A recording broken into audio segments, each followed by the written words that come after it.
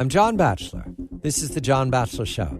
The Iran deal, the suspect's secret nuclear weapons program, the Vienna Accords, the formula presented by the Obama administration over these last weeks, it's this deal or war. Michael Ledeen of the Foundation for the Defense of Democracy is writing most recently asking, doesn't anyone know the war is underway? Good evening to you, Michael. The war with Iran is long-standing. I believe now it dates back to 1979, but it's taking many twists these days, and the Democrats have decided to what? To presume that peace is at hand? How are they presenting this, Michael, that makes sense? Good evening to you. It doesn't make sense. Good evening, John. Hope all is well with you. Down here, it's really terribly hot. What are they saying? They're saying either approve the deal or it's war. And nobody stands up when they say this. Nobody stands up and says, but we've got war. Look at Syria. Look at Iraq. Look at Lebanon. Look at North Africa. Look at Nigeria. Look at South America. Look at Ukraine. Look at Russian troops now going into Syria. It's an alliance, a global alliance arrayed against us.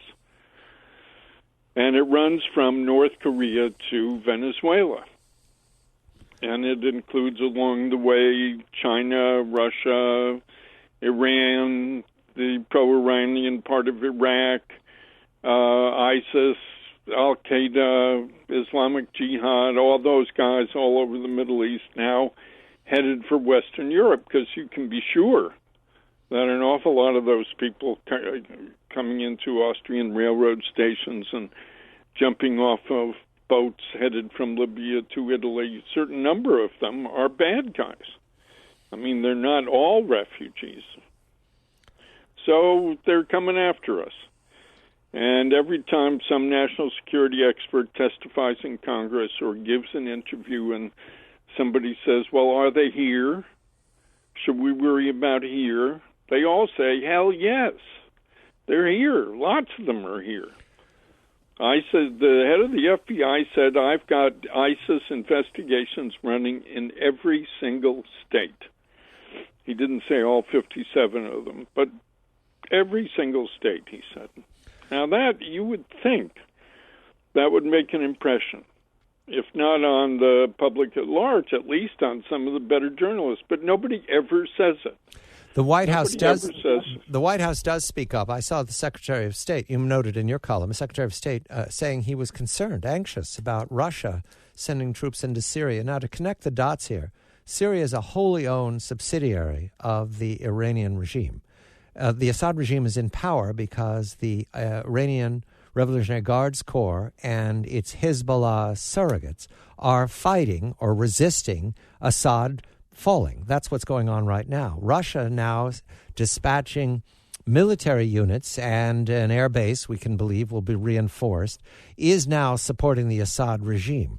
That describes, Michael, a war that has allies all being directed against the people in the region. Israel leads, but there's also Jordan and Saudi Arabia who are allied with the United States of America. So the White House is calculating that the American public doesn't know the geography. I've learned in this job, Michael, that the American public is commonsensical. It knows everything. The White House is calculating that even though the Americans know geography, they're not going to object. The White House is calculating that it only has 16 months left, and therefore nobody's going to call them on this. What is their calculation, Michael? Well, it's not a calculation. It's a passion. Obama's great passion has been all along since day -1 of his presidency to make a strategic alliance with Iran. And so en route to making this strategic alliance with Iran, they have to swallow everything that Khamenei says he wants, and that includes catering to the Russians. The Russians, too, have huge interests in Syria. They have a port in Syria that they need desperately. They hope to replace it with one in Yemen, but that isn't working out so well. And so they're going in, and they're going in on the ground. And Kerry says he's concerned. Well, what the hell? Is it 2 years since we drew a red line? How many years is it that every now and then somebody in the White House says Assad must go, and yet we don't do anything? Because the White House has made this calculation to go forward and to declare peace is possible, what will the next 16 months look like to the White House? Because apparently, Michael, from the conditions we've got now, none of the provocations are sufficient for the White House to believe we're at war. Yeah, I keep asking people, what would be the political consequence, if any, if one of the various Iranian or Iranian-sponsored terrorist attacks in the United States finally comes off? You know, we have a long list of failed ones. They were going to blow up a restaurant in downtown Washington. They were going to blow up a train between Canada and the United States. They were going to blow up Kennedy Airport. They were going to set off a car bomb in Times Square. All these things failed.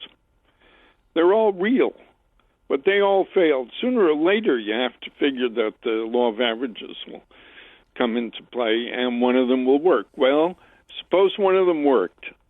And suppose somebody in the intel community or the law enforcement world stands up and says, it's them.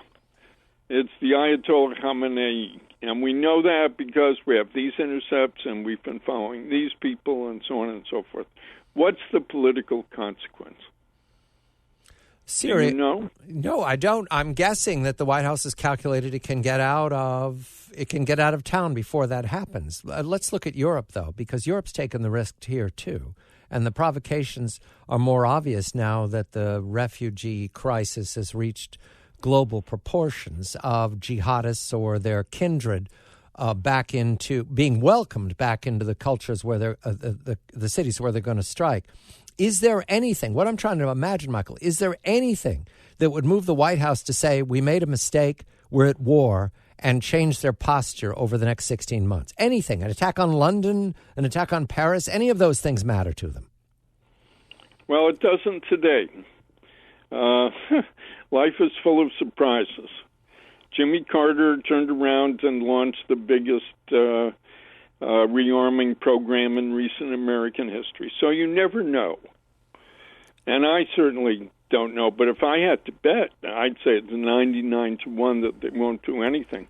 And they'd try to explain it away. They'd say rogue elements. They'd say, there's nothing to connect this definitively to any instructions, orders coming from Tehran. Look, the Iranians are standing up and denouncing this. Oh, what a terrible thing, etc. You know, they'll talk their way out of it. Let me turn the screw one more time. We're told now that the vice president is entertaining a competition for the nomination in 2016. The vice president was seen running in the streets of Pittsburgh for the Labor Day parade, embracing Richard Trumka. You understand. The vice president is looking like a very attractive candidate. He has a different foreign policy outlook than the president of the United States after years of serving as either ranking or chair of the Foreign Relations Committee.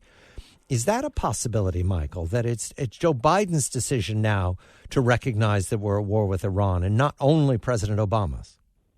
I don't think so. I think that if the Obama foreign policy comes to complete ruin, which is possible, that Biden can't then stand up and say, I was not part of it. Impossible. He goes down with that ship. And then we'll see who else there is. Maybe Romney will run as a Democrat. Michael Ledeen, we're looking at the state of war with the Iranian Revolutionary Guard Corps and its surrogates in Syria. But those surrogates have reaches, as Michael just made the list, all the way into South America to the borders of Texas. I'm John Batchelor. This is The John Batchelor Show.